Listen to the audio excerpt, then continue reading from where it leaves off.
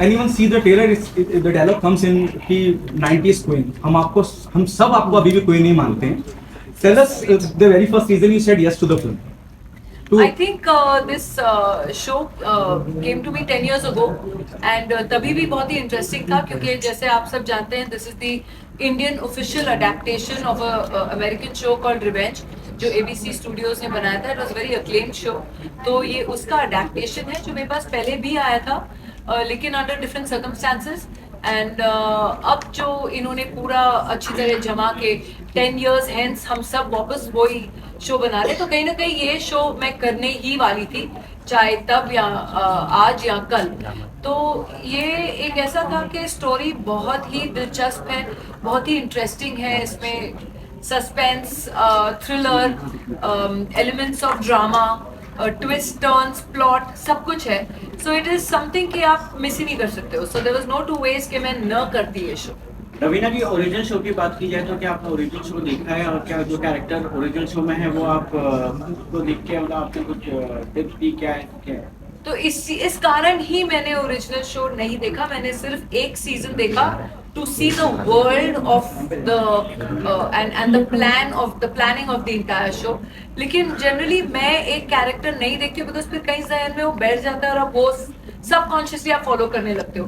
तो I wanted to create Indrani Kothari क्योंकि जब हमने इंडियन अडेप्टेशन किया है तो काफ़ी चीज़ें हैं जो हमारे इंडियन कल्चर से रेलिवेंट होके हमने अडेप्ट किया है उसे हमारे सीरीज में. सो इसलिए रुचि जी को भी लगा कि इट्स नॉट नेसेसरी कि हम वो ही कट पेस्ट कॉपी करें. देयर इज अ लॉट जो बहुत चेंजेस हम लाए हैं इस शो में which makes it even more interesting and more identifiable with our audiences. What is the most challenging part while working on this project? क्योंकि adaption है, क्योंकि उम्मीदें ज़्यादा होंगी, वो ज़्यादा कामयाब रहा है, फिर इसका एक अलग ही अंदाज है क्योंकि हिंदी की ऑडियंस के लिए है. तो आपके लिए क्या चैलेंजिंग रहा? आई थिंक सही सवाल है आपका, सही प्रश्न है क्योंकि ज़रूर ये एक जहन में रहता है कि एक शो जो सक्सेसफुल हो चुका है आशा करते हैं कि हम भी उसी सक्सेस की ऊंचाइयों को छुएं इस शो को लेकर.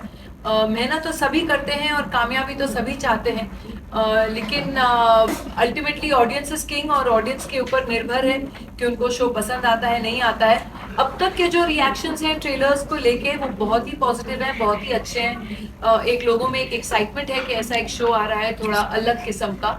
तो कहीं ना कहीं हम सब प्रार्थना ही कर सकते हैं और होप कर सकते हैं कि हमारी सबकी मेहनत रंग लाए. रवीना जी हॉटस्टार की बात की जाए तो हॉटस्टार मतलब कि जो भी शोज आ रहे हैं हॉटस्टार के तो उसमें वुमेन्स को जो है काफ़ी स्ट्रॉन्ग बताया गया और काफ़ी स्ट्रॉन्ग रिप्रेजेंट किया गया है. जैसे सुष्मिता सेन का शो आर्या हो, काजोल जी का शो ट्रायल हो, तो उसकी आपको लगता है कहीं ना कहीं हॉटस्टार जो है वुमेन एम्पावरमेंट की कुछ ज़्यादा ही सोच रखता है क्या? आई थिंक ये एक खूबी है इस चैनल की जो ये विमेन ओरिएंटेड जिसे हम कहते हैं या जो प्रोटैगनिस्ट हैं विमेन लेड शोज आजकल एक्चुअली पैन ओटीटी प्लेटफॉर्म्स पे हो रहे हैं और हमारी फिल्मों पे भी एक इक्वल अपॉर्चुनिटी काइंड ऑफ एक दिख रहा है रेल जो चल रहा है इस समय.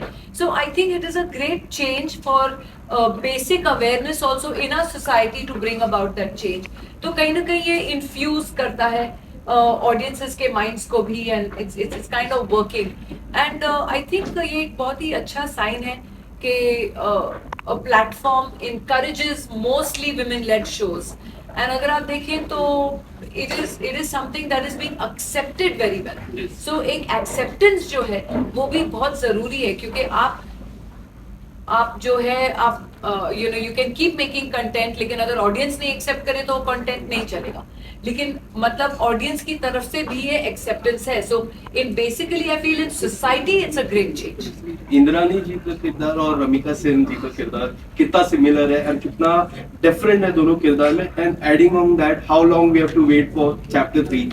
आई थिंक आप देखेंगे रमिका सेन और इंद्रानी कोठारी में और जो पिछला मैंने कस्तूरी डोगरा किया अरण्यक में तीनों ही किरदार बहुत ही अपने आप में अलग किस्म के कैरेक्टर्स हैं एंड कहीं ना कहीं हमको as what I am as a person भुला के उस कैरेक्टर के शूज में घुसना बहुत ज़रूरी हो जाता है एंड वो ही कोशिश करते हैं चाहे मैं हूँ चाहे वरुण हो या नम्रता हो. सब एक्टर्स यही कोशिश करते हैं, कोशिश जारी है बाकी लोगों को पसंद आए तो बहुत ही अच्छा होगा। नम्रता, आपसे पूछना चाहूंगा कैसा एक्सपीरियंस रहा इतनी दिग्गज कलाकार के साथ काम करने के लिए, और अरुण आपसे भी जानना चाहूंगा क्या सीखने को मिला? आई थिंक ये सीखने को मिला कि हार्ड वर्क हमेशा कंटिन्यू रखना पड़ता है। वो जो हंगर होता है एक आर्टिस्ट में, वो हमेशा कंटिन्यू रखना पड़ता है, चाहे आपने कितने भी अवार्ड जीते हो, रिगार्डलेस आपको सेट पे आना है, उतनी ही मेहनत करनी है, उतना ही प्रेप करना है। And I think Raveena ma'am से मैंने ये चीज़ सीखी है। नहीं बिल्कुल, आई थिंक सेम मेरे लिए भी इतना प्रोफेशनलिज्म, डिसिप्लिन, हंगर अभी भी इनमें देखना बहुत ही इंस्पायरिंग था मेरे लिए, क्योंकि that's what I aspire to be. और आई होप कि इनकी जो कला है, टैलेंट है, आई इम्बाइब्ड अ लिटिल बिट। बहुत ही एनरिचिंग एक्सपीरियंस रहा मेरे लिए। Ravina, there are two questions. Do you think the sense of responsibility goes up on your shoulder when people appreciate your work even today in the current scenario? जितना भी जो भी काम आप करते हैं बड़ा सराहा जाता है, जो आपके दौर के वक्त में एक्ट्रेस या फीमेल एक्ट्रेस रही है, विद ऑल ड्यू रिस्पेक्ट, वो नहीं है फील्ड के अंदर, लेकिन ये still going on. What is that one thing keeps you going on?